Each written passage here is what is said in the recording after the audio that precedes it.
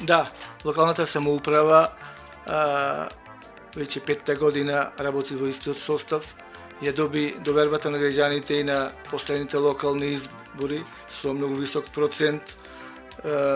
Посебно граѓаните се изјаснија за градоначалникот Маријан Ристевски дека е добар, дека многу направи за градот и му дадоа повторно доверба, што и сега мислам, а и порано мислев без разлика на тоа, а граѓаните верувам дека не ги оправдаја очекувањата што ги очекуваа од градоначалникот, затоа што самопуштањето на паркови, фонтани и улици кои што за жал се уште се ископани низ целиот град, ништо ново не понуди вработување на нови работни места, не понуди нешто ново, отворење нови фабрики за кои што се залага целокупното општество, туку тоа е само еден популистички начин на однесување, кој што мислам дека нема да вроди со плод како и досега, така и во иднина, и на секое нивно промовирање само ви кажуваат добрите работи, излегуваат на телевизија, сечат таленти, излегуваат на телевизија, кажуваат за своите работи добро направени, ама тоа е еднострано гледање. Јас мислам дека граѓаните ќе добиваат по-сигурни, по-реални согледувања ако се учествува на едни дебатни емисии, така да на тие дебатни емисии ги кажат сите своите аспекти, па и во оваа прилика јас би сакал да го повикам раководството на ВМРО ДПМН од градот и градоначалникот Маријан Ристевски да направиме дебати за било кој дел од општественото живење во градот. Дали тоа ќе биде, јас го поканувам овде во вашето радио, или во било кој друг медиум во нашиот град, да излеземе со своји аргументи на дебатни емисии и секој од свој аспект да ги каже своите мислења, своите аргументи, своите идеи, па граѓаните нека одлучат за што ќе гласаат во иднина, а не само еднострано да кажат за своите работи, а никогаш не сакаат да излезат да дебатираат. Јас напоменам дека почнувајќи од централно ниво, од премиерот Груевски на сите министри во владата на премиерот Груевски, градоначалникот Маријан Ристевски, во локалната самоуправа, никогаш не сакаат да дебатираат со луѓето од спротивниот табор. Никогаш не сакаат да се соочат со реалноста, ја го кажуваат само својот дел и тука се завршува.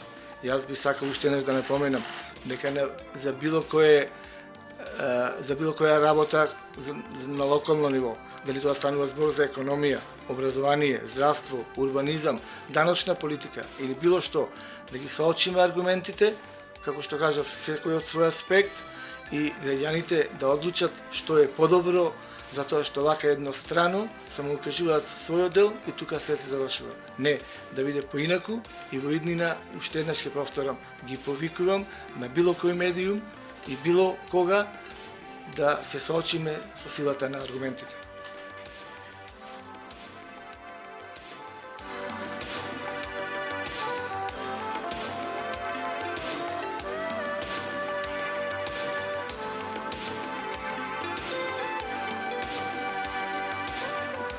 Ги споменавме јавните предпријатија, што мислите за нив?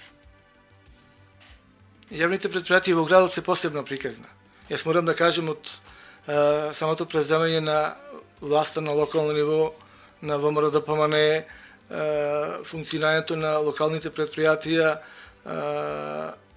не се јавни предпријатија, туку функционираат како АД друштва. За жал, не е така тоа направено како што треба, затоа што само со притисок во својство на ВМРО ДПМН сите управни одбори известуваат своји решенија, како што сега и впрочем се налага за, да кажем, на утрешната седница, што треба да што е закажана на Советот на општина Прилеп, каде што има точки исклучиво најголем број за поскапување на комуналните услуги и тоа пред се на комуналните услуги за зголемување на цената на комунални услуги за 20% и тоа да кажем дека во 2005 година комуналните услуги беа зголемени за 55% кога дојде директорот на комуналец Златко Ристевски Со самото негово доаѓање, овие комунални услуги поскапе за 55%.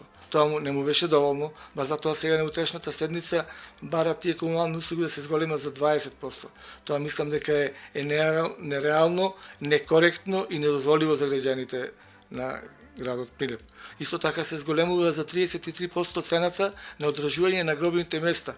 Што тие направија повеќе или ќе направат повеќе да се зголеми цената за 33%. Значи, граѓаните наскоро ќе добијат нови зголемувања за сметката на комуналните услуги за 20% и 33% за гробните места во нашата општина. Исто така, управниот одбор на јавното комунално претпријатие Пазари, наместо досегашните 2000 денари за тезга, со новата одлука што треба да ја донесат утре на седницата на општина Прилеп, треба да плаќаат 3210 денари, што е зголемување за околу 60%. Исто така,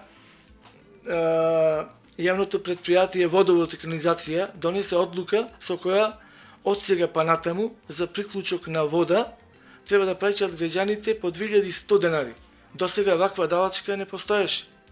Па прашуваме, дали ова е вистинската и искрена честитка и подарок за посреќен живот во новата 2010 година, која локалната самоуправа им ја испраќа на своите сограѓани со милосрдно удирање по нивниот џеп.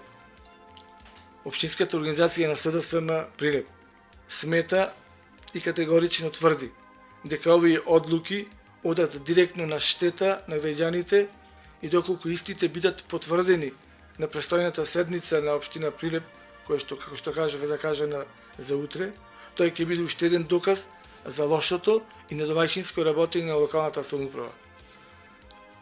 На овој само начин го полнат општинскиот буџет со пари од џебот на своите граѓани.